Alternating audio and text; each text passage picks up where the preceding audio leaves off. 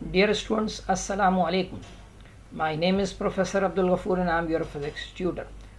Dear students, FAQs physics series का ये 7वां part है जो सेकेंड ईयर के स्टूडेंट्स के लिए बनाया गया है, जिसमें न्यूमेरिकल्स अब चैप्टर 17 के आज हम डिस्कस करेंगे।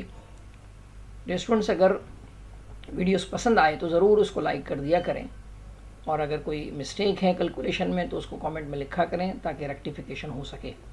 तो आइए स्टार्ट करते हैं न्यूमेरिकल चैप्टर 17 रिलेटिविटी के। पहला numerical, calculate the speed at which the relativistic mass of a particle becomes double of its rest mass.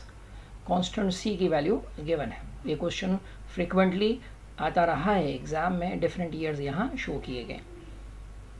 तो डेटा बनाते हैं हमें स्पीड यानी वेलोसिटी कैलकुलेट करनी है उस पार्टिकल की जिसके बारे में कहा गया है कि उसका जो मास है, मूविंग मास यानी रिलेटिविस्टिक मास, उसके रेस्ट मास से डबल है।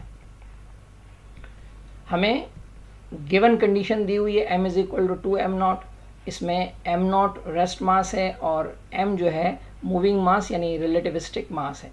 इसका फार्मूला आइंस्टाइन के मुताबिक हमें मालूम है कि m is equal to m0 under the root 1 minus v square upon c square. इसको सब्स्टिट्यूट करते हैं यहाँ m की जगह पर, तो यहाँ से ये जो m0 है ये कैंसल आउट हो जाएगा। अब इस पूरे अंडर रूट को हम 2 से मल्टीप्लाई कर देते हैं। स्क्वायर रूट ख़त्म करने के लिए स्क्वायरिंग ऑन बोथ साइड्स। जब स्क्वायर किया तो 1 का स्क्वायर तो 1 ही होता है, 2 का स्क्वायर 4 है, जबकि यहाँ जो अंडर रूट है इसका स्क्वायर कैंसल आउट हो गया। अब यहाँ के डिफरेंट मेथड हो सकते हैं। बहुत सारे स्टूडेंट्स जो है उसको एलसीएम लेकर कर रहे होते हैं, तो हम एलसीएम को अवॉइड करेंगे और एक आसान सिंपल मेथड से जिसमें मिस्टेक के चांस कम है उस स्टेप को फॉलो करेंगे। तो आप भी इसी स्टेप को फॉलो कीजिए। तो 4 से हमने इस ब्रैकेट को मल्टीप्लाई कर दिया।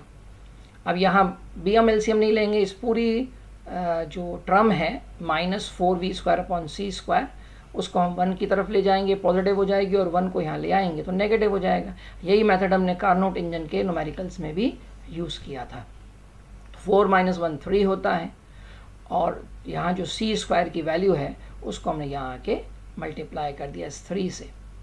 Now dividing 4 on both side, तो ये कंडीशन आ गई। Taking square root on both side, तो इस कंडीशन पर ये v की वैल्यू आ गई। Now 4 can be taken out from the square root, 2 हो जाएगा, सी स्क्वायर सी हो जाएगा, तो ये आ गया अंडर रूट 3 c अपॉन 2। तो डियर स्टूडेंट्स, ये वेलोसिटी का आंसर आप लिख सकते हैं अगर ये c की वैल्यू आपको गिवन ना होती। लेकिन चूंकि हमें c का कांस्टेंट गिवन है तो हम यहाँ सब्स्टिट्यूट कर देंगे, और with the help of calculator जब इसको सॉल्व करेंगे तो वेलोसिटी का आंसर आएगा 2.6 × 10⁸ मीटर पर second. Numerical number 2, what will be the relativistic velocity and momentum of a particle whose mass is m0 and kinetic energy is equal to twice of its rest energy। ये भी frequently आता रहा है, year यहाँ mention है। तो data में सबसे पहले हमें वेलोसिटी फाइंड करनी है और इसका मोमेंटम फाइंड करना है। कौन सा वाला? मूविंग वाला, यानी रिलेटिविस्टिक वेलोसिटी और रिलेटिविस्टिक मोमेंटम फाइंड करना है। जबकि कंडीशन क्या गिवन है कि उस पार्टिकल की जो काइनेटिक एनर्जी है वो उसकी रेस्ट एनर्जी का ट्वाइस है। तो according to Einstein theory of relativity, total energy किसी भी बॉडी की इक्वल होती है sum of rest energy plus kinetic energy. अब काइनेटिक एनर्जी तो हमें दी हुई है ट्वाइस ऑफ रेस्ट एनर्जी, वो हमने यहाँ पर k की जगह पर सब्स्टिट्यूट कर दिया। तो 1E0 + 2E0 बन गया 3E0। अब E की जो वैल्यू है वो mc स्क्वायर, और E0 जो होता है वो m0 c स्क्वायर होता है। दोनों को यहाँ हमने सब्स्टिट्यूट कर दिया। c स्क्वायर से c स्क्वायर कैंसल आउट हो गया। ये रिलेशन हमें आगे भी काम आएगा जब मोमेंटम निकालेंगे। तो हमने m का जो रिलेटिविस्टिक मास वाला फार्मूला है उसको हमने इसके m की जगह पर रिप्लेस कर दिया, जिससे m0 कैंसल आउट हो गया। जब m0 से कैंसिल हो गया तो ये कंडीशन हमारे पास आ गई। अब ये जो यहाँ डिवाइड हो रहा है under root 1 minus v square upon c square, इसको हम मल्टीप्लाई कर देंगे 3 के साथ। Now taking square on both sides, तो स्क्वायर रूट कैंसिल हो गया। 1 का स्क्वायर 1 होता है, 3 का स्क्वायर 9 होता है। अगेन कंडीशन वही है कि हम अवॉइड करेंगे एलसीएम को, तो हमने 9 से मल्टीप्लाई कर दिया, और इस पूरी माइनस वाली टर्म को हम 1 की तरफ ले गए और 1 को यहाँ शिफ्ट कर दिया। तो 9 माइनस 1 8 होता है और सी स्क्वायर इसके साथ मल्टीप्लाई हो गया। Now dividing by 9 on both side, तो ये कंडीशन आ गई। और स्क्वायर रूट अगर हम लें दोनों साइड पर तो कंडीशन कुछ इस तरह से आ गई।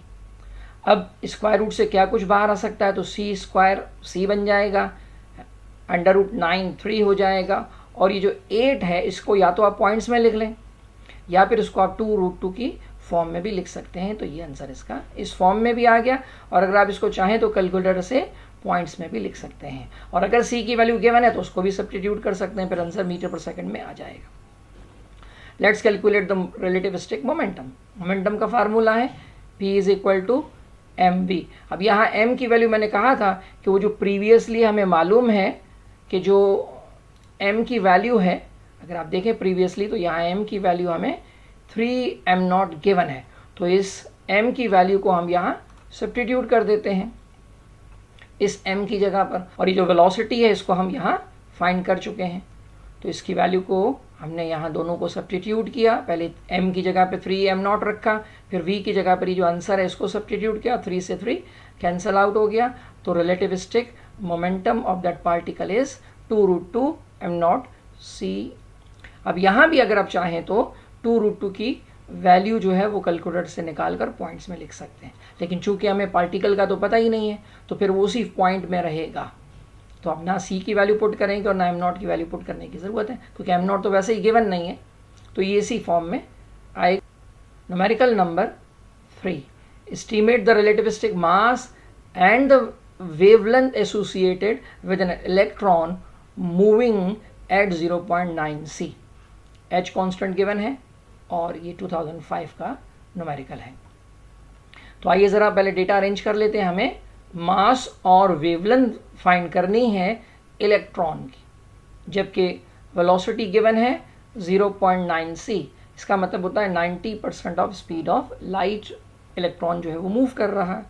तो सबसे पहले एक कांस्टेंट जो यहाँ मिसिंग है, एग्जाम में तो गिवन होगा, वो है rest mass of an electron, जबकि यहाँ h की वैल्यू भी गिवन है, उसको भी आप डेटा में लिख लेंगे। तो सबसे पहले हमने रिलेटिविस्टिक मास आइंस्टाइन का फार्मूला यूज़ किया, इसमें m0 की वैल्यू और v की वैल्यू यहाँ जो दी हुई है 0.9 c उसको सब्स्टिट्यूट कर दिया।